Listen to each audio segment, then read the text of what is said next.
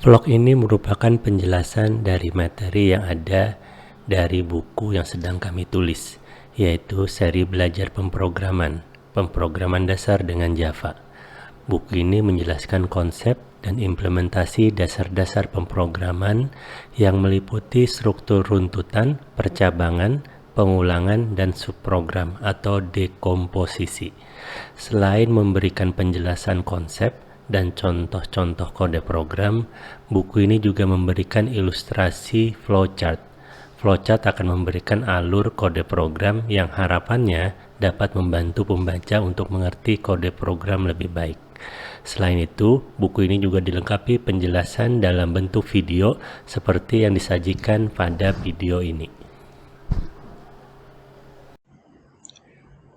Pada video ini akan ditunjukkan bagaimana menggunakan Visual Studio untuk mengelola folder dan file yang akan berhubungan dengan kode program yang kita buat. Langkah pertama untuk bekerja dengan Visual Studio Code adalah dengan membuka folder atau project. Artinya, folder tersebut harus sudah ada atau sudah dibuat terlebih dahulu. Visual Studio Code dapat membuka sebuah project atau folder saja, atau hanya untuk mengaktifkan sebuah project atau folder. Jika kita bekerja pada sistem operasi Windows, maka kita dapat membuat sebuah folder dengan menggunakan Windows Explorer seperti yang diperlihatkan pada tampilan berikut ini. Sebagai contoh, biasanya untuk membuat folder kita lakukan dengan cara mengklik kanan pada bagian area Windows Explorer, kemudian pilih New, kemudian kita pilih folder. Nah, namun ada aturan penamaan folder untuk menyimpan kode program. Aturannya adalah nama folder itu tidak boleh ada spasi. Jadi misalnya kita membuat belajar Java. Nah, sebagai contoh ini tidak bisa kita gunakan atau sebaiknya kita hindari untuk digunakan karena ada spasinya. Jadi misalnya ingin membuat folder dengan nama belajar Java, maka sebaiknya spasinya bisa kita ganti dengan garis bawah. Contoh yang lain, misalnya kita ingin membuat folder dengan nama Sistem Informasi atau SI Keuangan. Nah, karena di sini ada spasinya, maka kita bisa mengubah spasinya menjadi garis bawah atau kita bisa gabungkan menjadi seperti ini. Jadi SI Keuangan. Untuk latihan, kita akan membuat dua folder lagi. Nama foldernya adalah Belajar Java. Kemudian folder yang kedua adalah Belajar C#. Nah, nanti kita akan coba buka salah satu folder tersebut dengan Visual Studio Code. Nanti akan ditunjukkan bagaimana cara kita menggunakan folder tersebut untuk menyimpan kode-kode program yang akan kita tulis. Setelah kedua folder tersebut dibuat, kita jalankan Visual Studio Code. Sekarang bisa kita lihat Visual Studio Code sudah bisa kita lihat di layar. Untuk membuka folder tersebut, kita bisa pilih menu. Di sini ada menunya. Kita pilih file, kemudian open folder. Kemudian kita cari di mana kita menggunakan kita membuat folder tersebut.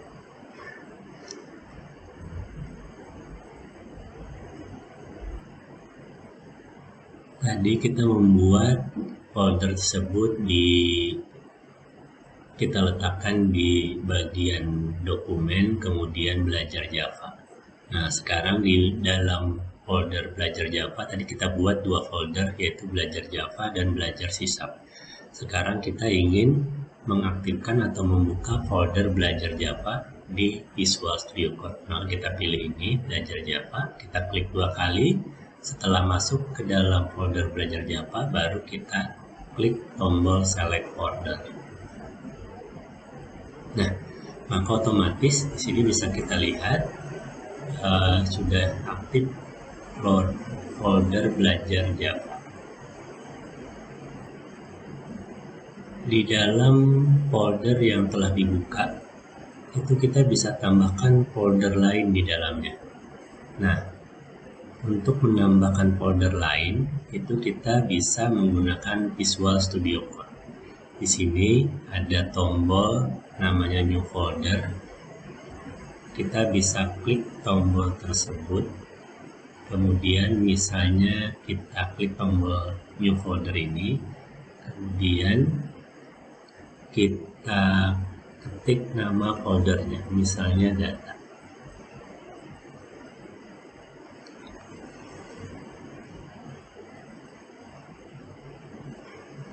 Selanjutnya, kalau misalnya ingin membuat folder lagi, kita bisa klik lagi tombol New Folder.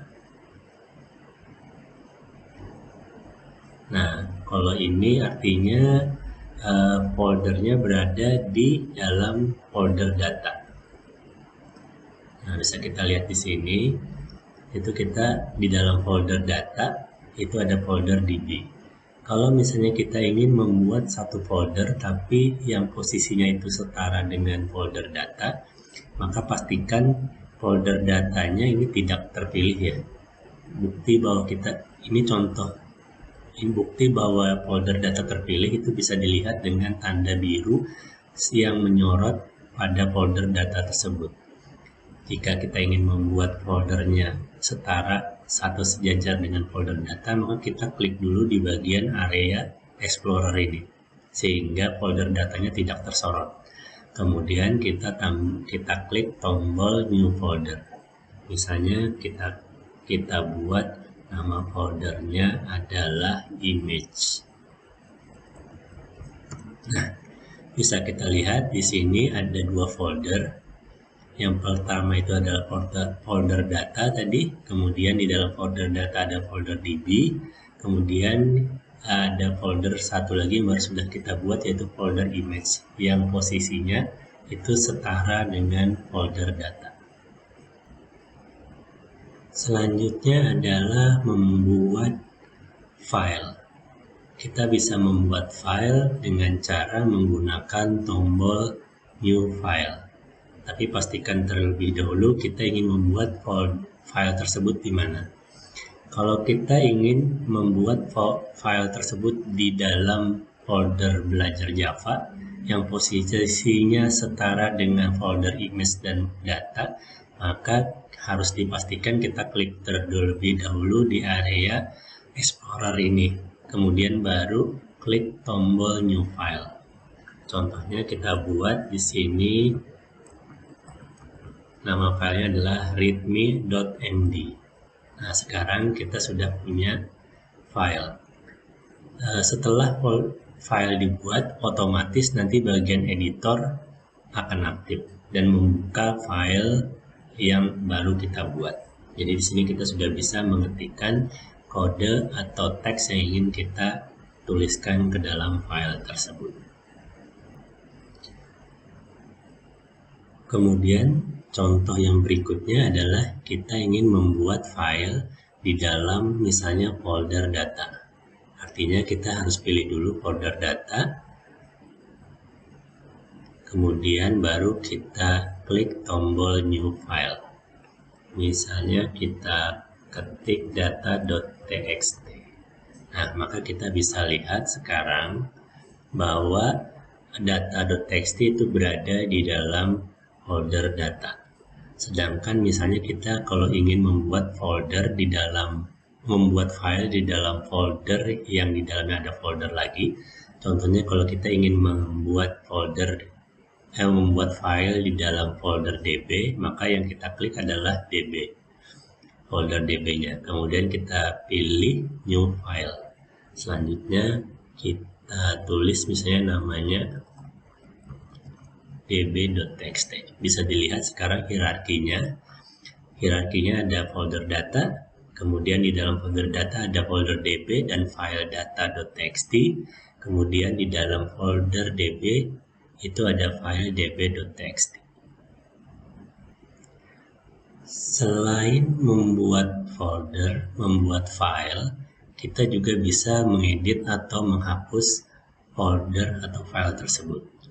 Contohnya, untuk menghapus file, misalnya yang kita ingin hapus adalah db.txt, maka pilih db.txt, kemudian klik kanan, kemudian di sini ada pada menu ada menu item delete. Kita pilih delete. Nah, maka nanti ada konfirmasi dulu, file akan dihapus dan diletakkan ke dalam recycle bin terlebih dahulu. Nah, sekarang filenya sudah hilang.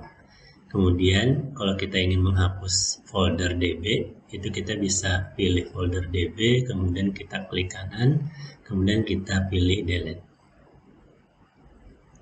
Selanjutnya, selain mendelete, tadi kita juga bisa mengubah nama file atau file. Untuk mengubah nama folder atau file, contohnya untuk mengubah nama file, kita pilih filenya, kemudian kita klik kanan, kemudian kita pilih remove name.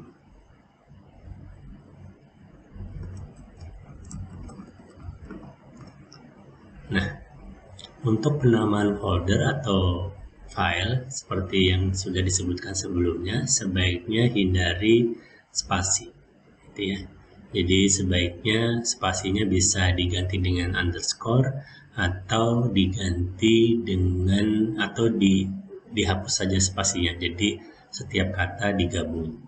Nah, untuk penggabungan setiap kata agar masih bisa terbaca, mungkin huruf awal setiap katanya dibuat menjadi huruf kapital.